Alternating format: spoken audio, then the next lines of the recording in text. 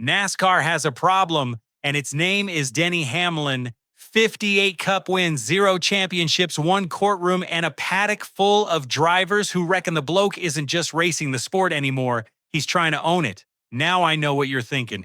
Mate, every champion has haters. Fair enough.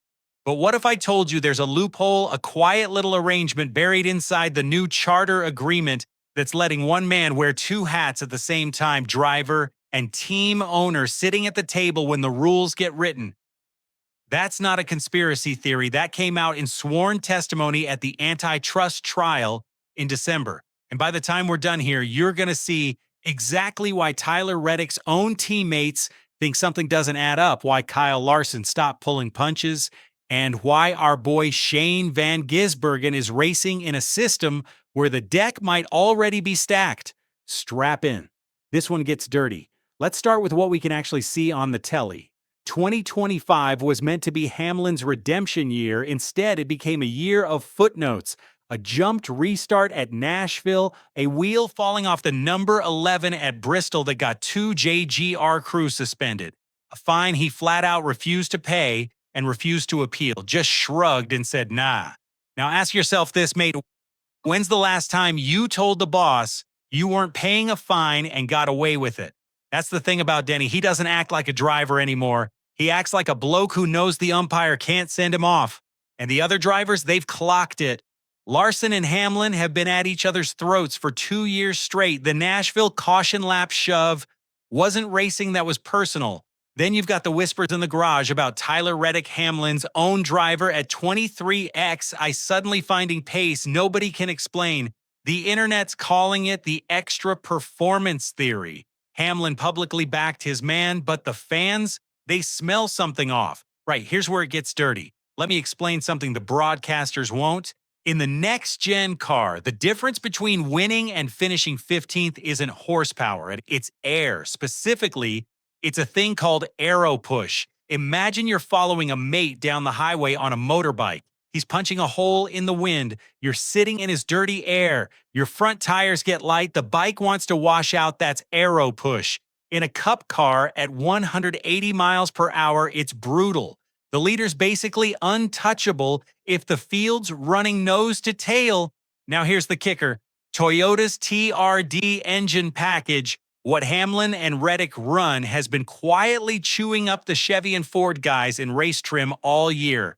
The Hendrick boys still bring qualifying speed, but ECR-powered Chevys, the ones SVG and the Trackhouse cars run, they're allegedly down on power compared to the Hendrick stuff. Same badge, different engine shop, different result. Reckon that's fair, mate? Same manufacturer, 2 different power levels depending on which postcode your engine was built in. And here's where engine mapping comes in. Modern Cup ECUs can be tuned legally to deliver torque in different phases of the corner. A good map gives you punch off the corner without burning the tires. And a great map, it's a cheat code. And the rumor swirling through the garage all year is that the JGR Toyotas have found something in mid-corner torque delivery that nobody else has cracked. Is it illegal? No. Is it on the edge? Mate, that edge is what Denny Hamlin lives on. Now we get to the real ugly bit. The bit nobody outside the States is talking about properly. December 11th, 2025, after a year of legal warfare, after 23XI Racing and Front Row Motorsports actually had their charters stripped, after 9 days of trial, NASCAR blinked. They settled. Permanent, evergreen charters for every team going forward. The 6 charters NASCAR had taken off 23XI and Front Row handed back. That's a massive win. Sounds great, yeah? David beats Goliath?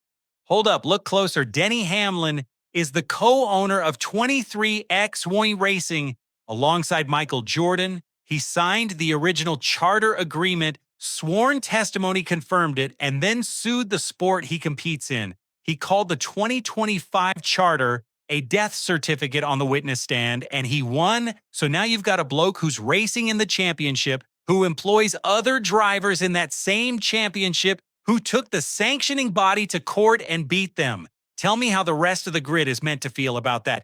Imagine SVG suing supercars while still driving for 888. Wouldn't fly, would it? The fans have noticed Hamlin's been the most booed driver in the sport for 3 years running. But here's the question nobody's asking: if he's that powerful in the boardroom, what happens when officiating calls go his way? NASCAR's own officials had to publicly dismiss concerns that fans would scream foul play if Hamlin got penalized in the Phoenix Championship race. Think about that. The sport had to come out and reassure the public that the result wasn't fixed. That's not a healthy sport. That's a sport under siege. Now let's bring it home. Why does this matter to us, mate? Because Shane van Gisbergen, the Kiwi, the three-time Supercars champ, the 2025 Cup Series Rookie of the Year, is winning races in spite of all this. 5 Cup wins. The road course assassin, the bloke who came over with a steering wheel and a dream and made the Americans look like learner drivers on anything with a right-hand turn. And he's doing it in a Trackhouse Chevy, running an ECR engine inside a system where the same manufacturer's other teams allegedly get better gear. Now ask yourself what happens when SVG learns the ovals? What happens when he's a genuine title threat in 2026 or 2027? Does he get the same engine support, the same political backing? Or does he find himself in the same boat as Front Row Motorsports, watching the big dogs carve up the charter market while the independents fight for scraps? Because here's the thing they don't tell you. The new evergreen charter system that Hamlin just fought for, it locks in the existing power structure permanently. The teams that have charters now have them forever. Want in as a new team? Good luck, Cobber. The door just got welded shut. Trackhouse has charters. SVG is safe for now. But the sport just got a lot less open, and the bloke who pushed the hardest for that outcome drives the number 11. So let's tally this up. We got a driver who's also an owner who sued the sport and won, a team whose drivers keep finding mysterious pace, a manufacturer pipeline that allegedly favors the politically connected, and a new charter system that locks the door behind him. That's not racing, mate. That's chess. And Denny Hamlin's been playing 3 moves ahead of NASCAR for years. The real kicker is this: the only way the sport stays honest is if the racing on Sunday means more than the lawyering on Monday, and right now, the lawyering's winning. SVG is the antidote. A bloke who came from the other side of the world, doesn't play politics, doesn't own a team, doesn't sue anybody, and just drives. If NASCAR wants to convince the world it's still a sport and not a business deal in fire suits, they need to make sure blokes like Shane have a fair shake. So here's where you come in. If you reckon NASCAR needs to stop playing favorites and let the best driver win, not the best politician, then join this movement. Hit subscribe so our voice gets loud enough that Rick Hendrick, Jim France, and every suit at NASCAR HQ hears it from across the Pacific. Drop a Kiwi flag or an Aussie flag in the comments if you're with us. Tell me, do you reckon SVG can break through the empire and win a championship on his own terms, or has Hamlin already rigged the board? Because, mate, the sport doesn't belong to one bloke in Virginia. It belongs to every fan who lines up at 4 a.m. in Auckland or Brisbane to watch a race start at Bristol. Let's make sure NASCAR remembers that.